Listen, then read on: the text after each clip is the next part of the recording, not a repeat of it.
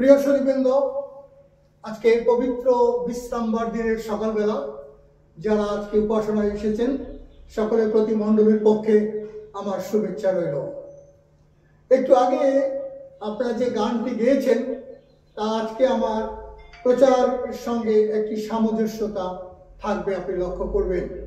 আপনারা যে গানটি করেছেন আর সেই গানটির 3 পদটি ছিল এরকম: সময় যেদিন ফুরাবে আমার, সেদিন যেতে হবে ছেড়ে সংসার, আমি হয়ে যাব মৃত্যু নদী পার, প্রভুর ওই চরণ নৌকায়।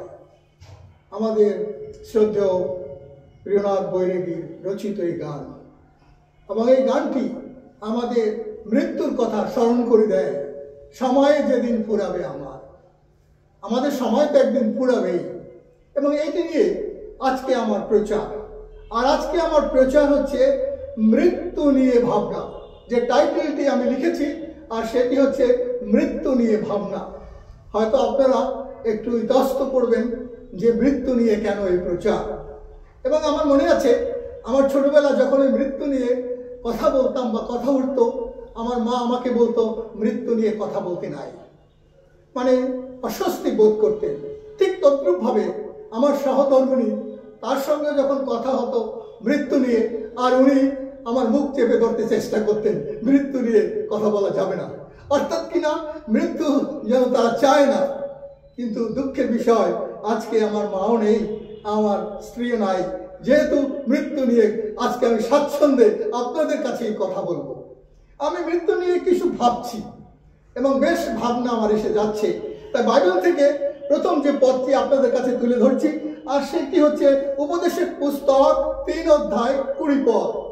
আর সেখানে কি লেখা আছে নিশ্চয়ই আপনারা জানেন, তবু আবার স্মরণ করে দিতে চাই। আর সেখানে লেখা আছে, সকলেই ধূলি হইতে উৎপন্ন এবং সকলেই ধূলিতে প্রতিগমন করে।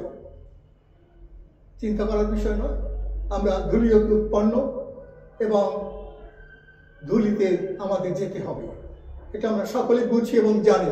তবু যেন কেন মৃত্যুকে আমরা বেশি আগলিয়ে রাখতে চাই না, একটু দূরে রাখতে চাই। আমি মনে করি যে ইদানিং মৃত্যু নিয়ে আমার ভাবনাটা একটু বেড়ে গেছে। আর সেটি কি? আর যদি আমি বয়সের হিসাব করি, তাই বাইবেলের গীত পুস্তকের 90 অধ্যায় 10 পদে যেটি লেখা আছে, আমার আয়ুর পরিমাণ 70 আর বলযুক্ত হইলে 80 বছর হইতে পারে। বাইবেলে লেখা আছে এবং আপনারা সকলেই কথা জানেন, বলযুক্ত হইলে 80 বছর হতে পারে। কিন্তু আমি বোনাচে আছি, আমি এখন বোনাচে আছি, 80 পার করে গিয়েছি।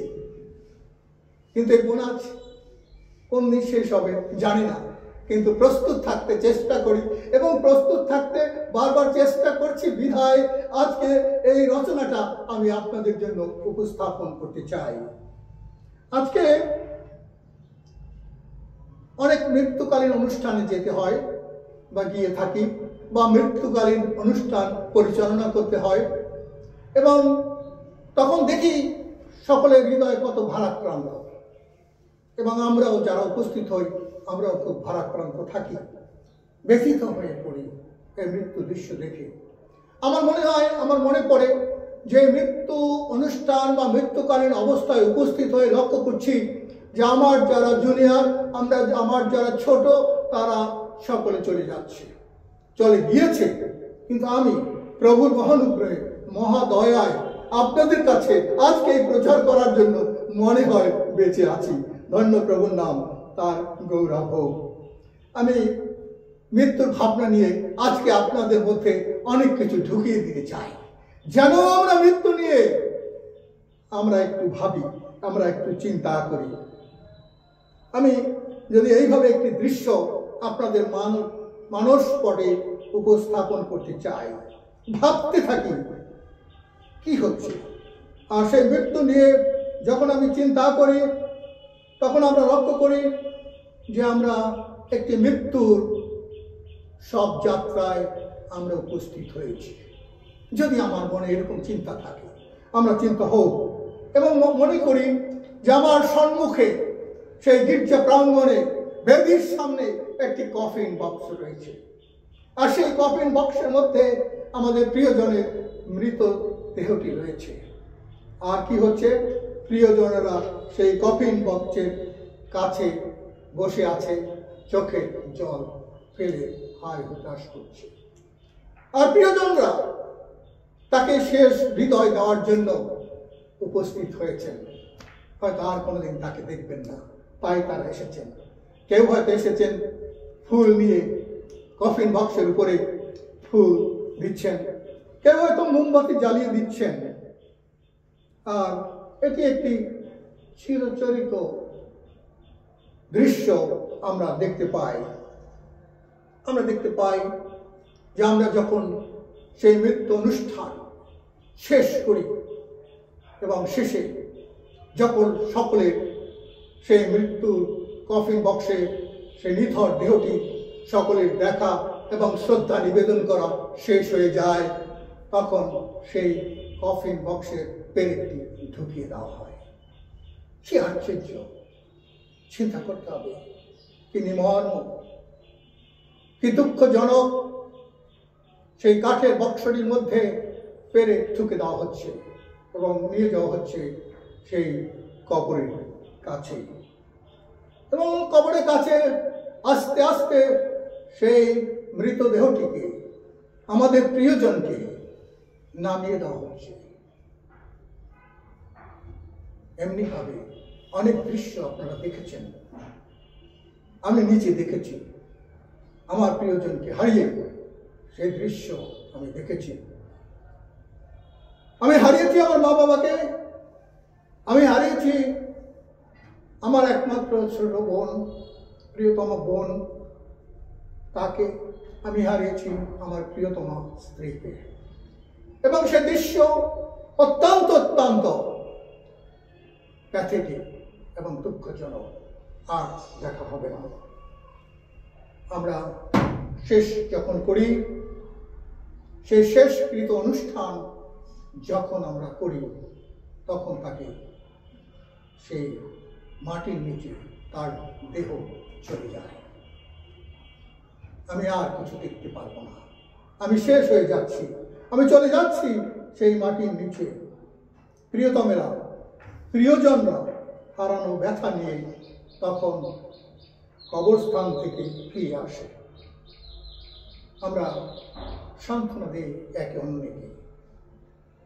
এমনিভাবে চলছে আমাদের জীবন, এমনিভাবে চলবে এই পৃথিবী। কিন্তু সেই মৃত্যুর পরে আমরা আমাদের জাগতিক নিয়ম হিসাবে আমরা সভা প্রার্থনার অনুষ্ঠান করে থাকি। সেই সভা প্রার্থনার অনুষ্ঠান হয় এবং প্রিয়জনরা আসেন, পালক মশাই আসেন এবং সভা পরিচালনা করেন। সেখানে সেই মৃত ব্যক্তির সেই স্মৃতিচারণ করা হয় এবং সান্ত্বনা বাক্য প্রিয়জনের জন্য দেওয়া হয়। ঠিক আছে, এটা চলছে এবং চলবে। কিন্তু তারপরেও কিছু কথা থাকে।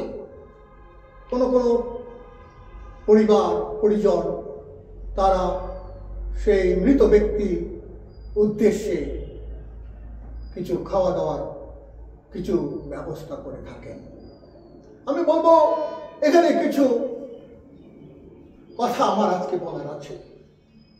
আমাদের দেশে একটি নতুন প্রচলিত কথা আবির্ভাব হয়েছে।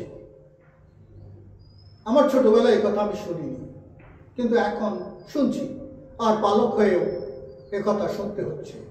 আর সেটি হচ্ছে মৃত ব্যক্তির উদ্দেশ্যে চল্লিশা পালন। চল্লিশা, আমি এই বিষয়টা নিয়ে অনেক ভাবতে চেষ্টা করেছি।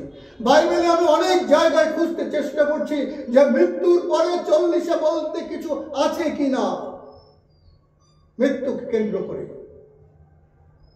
করতে হবে কিনা, কিন্তু এমন কিছু খুঁজে পাইনি। 40 শব্দ অনেকবার অনেক জায়গায় আছে।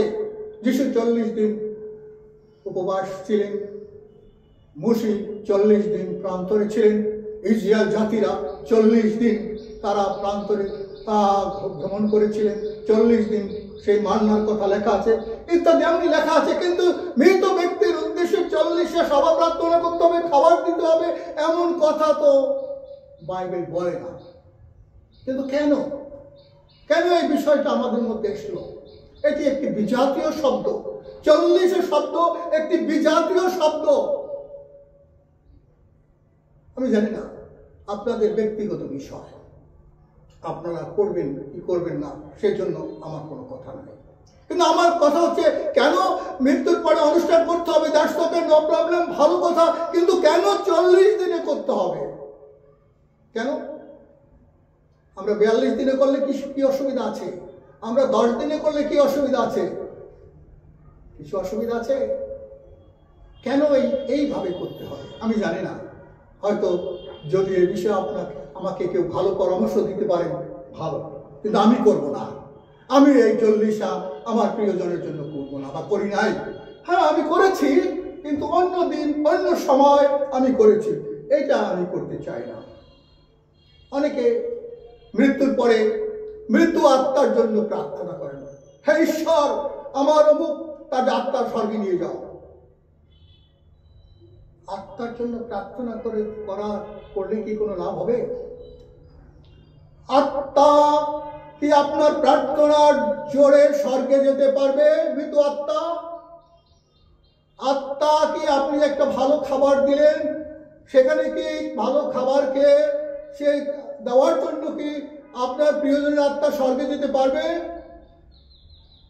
বাইবেল সে কথা কি বলে আমরা বাইবেলে দেখি।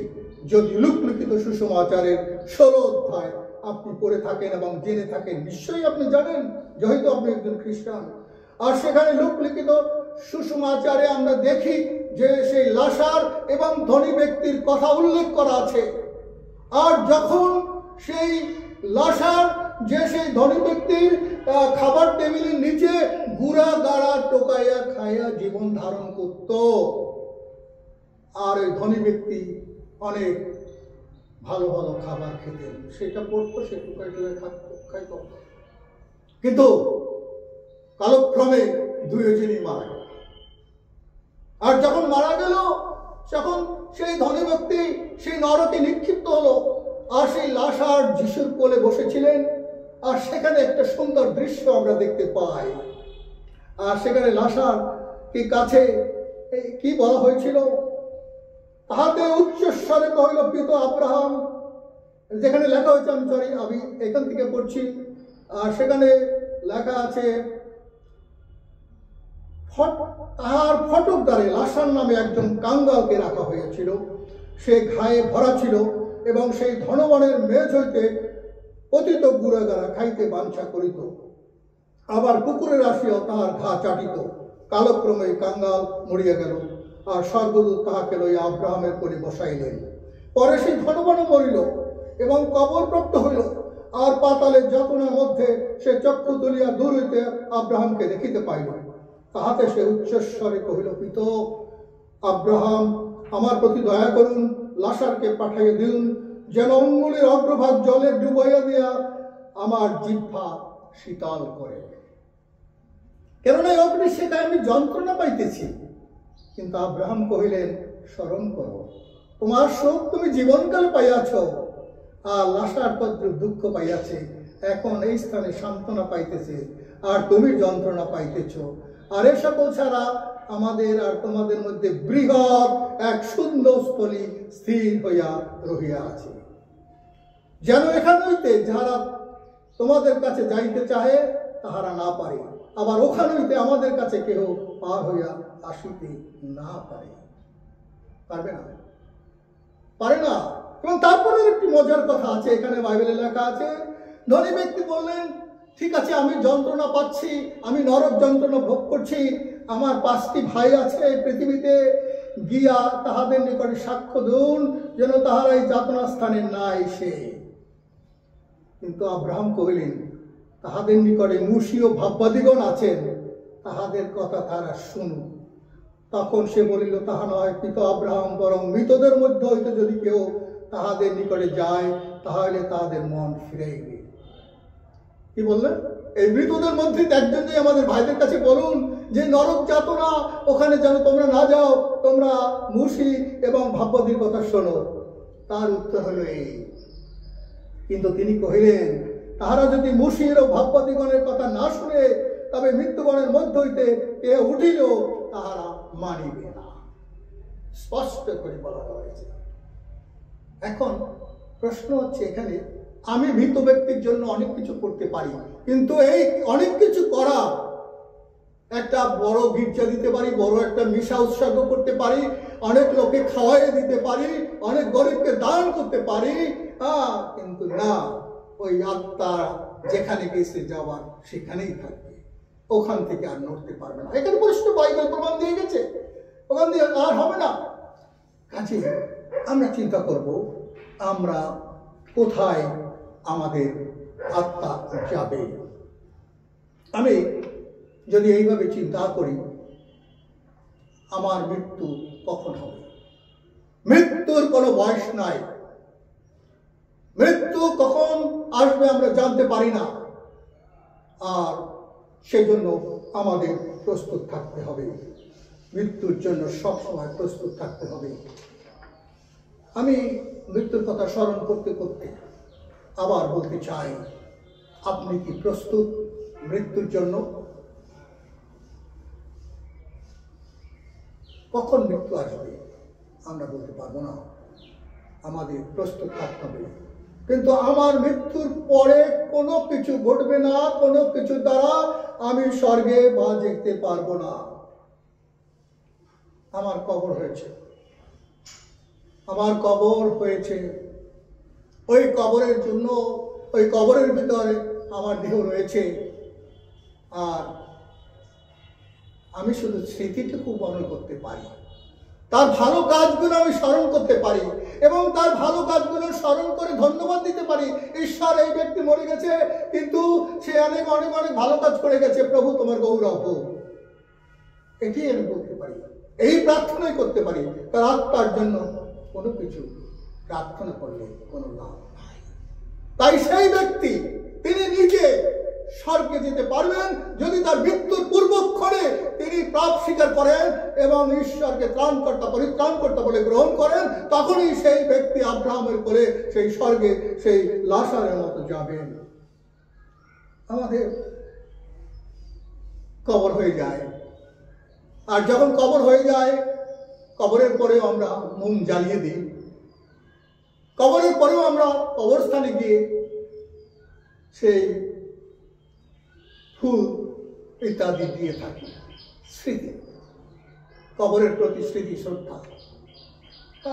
কবরের মধ্যে কি আছে? এখন হয়তো কয়েকদিন কিছুদিন পরে হাড় গোড় থাকবে, কিছু নাই কবরের মধ্যে, কিন্তু তবু আমরা শ্রদ্ধা করি। শ্রদ্ধা করতে আমার আপত্তি নাই, এবং কবরকে আমি পূজা করতে রাজি না, কিন্তু কবরকে স্মরণ রাখতে, আমার কবর দেখে আমার ঠাকুর দাদা, আমার মা, আমার বাবা, আমার স্ত্রী, তাদের কবর দেখে তারা আমার ভবিষ্যৎ বংশধরা জানবে যে এইখানে অমুক ব্যক্তির কবর ছিল। শ্রদ্ধা জানানো, শ্রদ্ধা জানানো। আমার একটা কবিতার কথা মনে পড়ে, আর কবি জসিমউদ্দিন তার কবর কবিতার দুটি লাইন আমি আপনাদের কাছে বলতে চাই। আর কবি জসিমউদ্দিন অত্যন্ত দুঃখার্থভাবে এই কবিতাটি লিখেছিলেন। তার প্রথম দুটি লাইন এইভাবে বলি: এইখানে তোর দাদির কবর, ডালিম গাছের তলে, 30 বছর ভিজে রেখেছি 2 নয়নের জলে। আক্ষেপ তার নাতিকে বলেছে কবি জসিমউদ্দিন, এইখানে তোর দাদির কবর, আমি 30 বছর পর্যন্ত আমার চোখের জল ফেলে তাকে স্মরণ করছি। শেষের দুটি লাইনে আবার বলেছেন, আমারে ছাড়িয়ে এত ব্যথা তার যার কেমন করিয়া হয়, কবর দেশেতে ঘুমায় আছে নিঝুম নিরালায়। ওই কবি জসিমউদ্দিনের স্ত্রী, সে তাকে রেখে ঘুমিয়ে আছে, আর কবি জসিমউদ্দিন সেই আক্ষেপ করেছিলেন মাত্র। বড় প্যাথেটিক কবিতা। তাই আমাদের মনে অনেক আক্ষেপ আছে, অনেকের কবর আমরা সুন্দর করে রাখি, গুড, কিন্তু আমি তার আরাধনা করতে পারি না।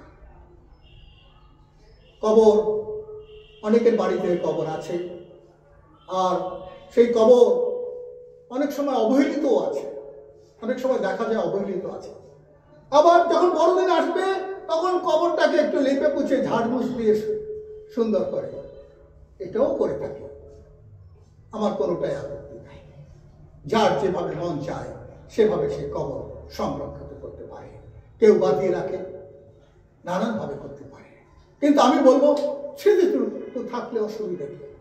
স্মৃতিটুকু থাকুক, আর সেটি যথেষ্ট।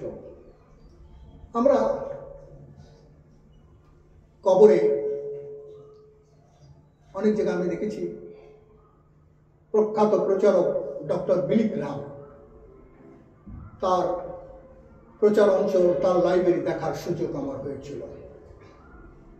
2 বার করে আমি দেখেছি নর্থ ক্যারোলিনা ডক্টর বিলি গ্রাহামের কবর। যখন আমি প্রথমবার গেছি আর সেখানে দেখেছি একটা স্টোন, একটা পাথর মাত্র উপরে দিয়ে রাখে, ছোট্ট একটা পাথর, আর সেখানে লেখা আছে বিলি গ্রাহামের স্ত্রীর নাম, শেষ। এবং তারই পাশে বিলি গ্রাহামের কবর, সেটাও একটি স্টোন। কাজে এমন কিছু না করাও ভালো যে কবর এত অনেক অর্থ আমাদের ব্যয় করতে হয়। শেষে আমি বলবো, প্রিয় বন্ধুগণ, পৃথিবীতে সকলেই প্রাণ ত্যাগ করতে হবে। বাইবেলে আদি পুস্তক 6 অধ্যায় 17 পদে লেখা আছে, পৃথিবীর সকলে প্রাণ ত্যাগ করিবে। উপদেশক 8 অধ্যায় 8 পদে লেখা আছে, মরণ দেবের উপরে কারো কর্তৃত্ব নাই, ঠেকাতে পারে না। আমাদের মরণ কেউ ঠেকাতে পারে না। কত কত ধনী ব্যক্তি মরে গেছে, আমি নাম বলতে চাই না, আপনারা ভালো করে জানেন। এই বাংলাদেশের অনেক ধরনের ব্যক্তি, তারা অনেক টাকা পয়সা খরচ করেও নিজেকে বাঁচাতে পারে নাই, কারণ কর্তৃত্ব কারো নাই, এটা ঈশ্বরের হাতে আমার জীবন রয়েছে। তাই আজকে এই বাসনায়, এই উপদেশমূলক বাইবেলের কথা শুনতে শুনতে আমি বলবো, আপনি কি মৃত্যুর জন্য প্রস্তুত? যদি প্রস্তুত হন ভালো। মৃত্যুর পরে আপনি কোথায় যাবেন? আমার মনে আছে প্রায় আজ থেকে 50 বছর আগে আমাকে এক মিশনারি জিজ্ঞাসা করেছিলেন, মৃত্যুর পরে তুমি কোথায় যাবে? আমি কোনো উত্তর দিতে পারিনি, কারণ এই সম্বন্ধে আমার কোনো ধারণা ছিল না। কিন্তু এখন আমার ধারণা আছে যে মৃত্যুর পরে প্রভু যীশু খ্রিস্ট আমাকে নিয়ে যাবেন, আমি সর্বদা প্রস্তুত আছি। আমেন, হালেলুয়া, প্রভু তোমার জয় হোক। আর আমাদের মৃত্যুর পরে কোথায় যাবেন, এখানেই ভাবনাটা, আমার ভাবনাটা কোথায়, এখানে মৃত্যুর পরে আমি কোথায় যাব, কেউ এটাকে স্থান করে দিতে পারবে না। এই টিকিট কেউ কাটতে পারবে না, এই সুপারিশ কেউ করতে পারবে না। একমাত্র আমি আমার কবর বা আমার মৃত্যু স্বর্গস্থান বা নরক স্থান, সেটা আমি ঠিক করতে পারবো, এই জীবিত অবস্থায়, মৃত অবস্থায় নয়। যদি আমি বাইবেলের প্রকাশিত বাক্য পড়ে শেষ করতে চাচ্ছি, আর প্রকাশিত বাক্য সেখানে যদি আপনি লক্ষ্য করেন, সেখানে মৃত্যুর বিষয় কি লেখা আছে? প্রকাশিত বাক্য 20 অধ্যায়, আর সমুদ্র আপনার মধ্যবর্তী মৃতগণের সমর্পণ করিল, এবং মৃত পাতাল হইতে আপনাদের মধ্যবর্তী মৃতগণকে সমর্পণ করিল, এবং তাহারা প্রত্যেকে আপন আপন কার্য অনুসারে বিচারিত হইল। পরে মৃত্যু ও পাতাল অগ্নি হ্রদে নিক্ষিপ্ত হইল, তাহাই অর্থাৎ সেই অগ্নিহ্রদ, যাহা দ্বিতীয় মৃত্যু। আর জীবন পুস্তকে যে কাহার নাম লিখিত পাওয়া গেল না, সে অগ্নিহ্রদে নিক্ষিপ্ত হইল। কোথায় যাব? আব্রাহামের কোলে ঈশ্বরের কাছে, না ওই অগ্নিহ্রদে যাব? আমি একটু ব্যাখ্যা দিতে চাই যে অগ্নিহ্রদটা কেমন। অগ্নিহ্রদ একটা ক্যানেল, একটা ক্যানেল, আর সেই ক্যানেলের মধ্যে সেই বাইবেলে লেখা আছে সেই গন্ধরস, গন্ধক্রস, গন্ধরস বলে এটাকে, গন্ধ মানে যা দিয়ে আমরা আগে মা জেঠি খুড়িরা তারা সেই আগুন ধরাতো একটা কাঠির মাথায় দিয়ে, গন্ধ। এই গন্ধ যেখানে লাগে সেখানে ফোসকা পড়ে, সেখানে মারা যায়। সেই গন্ধকের স্রোত জল না, গন্ধকের স্রোত সেই ক্যানেল দিয়ে প্রবাহিত হচ্ছে। আর প্রকাশিত বাক্য সে কথা বলে, আমার নাম যদি জীবন পুস্তকে না পাওয়া যায় তবে ওই অগ্নির হাতে নিক্ষিপ্ত করা হবে, এবং সেখানে তুমি মরে যাবে না, সেখানে শুধু যন্ত্রণা আর যন্ত্রণা আর যন্ত্রণা ভোগ করবে। মরে যাবে না, যন্ত্রণা থাকবে। আর যদি প্রভু যিশু প্রভুর দয়ায় আমার পাপ স্বীকারের পরিপ্রেক্ষিতে, আমার অনুশোচনার পরিপ্রেক্ষিতে যদি যিশুকে ত্রাণকর্তা বলে গ্রহণ করি, তাহলে প্রভুর সেই আব্রাহামের কোলে, সেই প্রভুর কাছে, সেই স্বর্গস্থানে তিনি আমাকে নিয়ে যাবেন এবং স্বর্গদূতরা সে আনন্দ করবে। হালেলুয়া। আমি শেষ করতে চাচ্ছি, আর শেষে আমি একটি গানের একটি পথ দিয়ে শেষ করব। আর সেখানে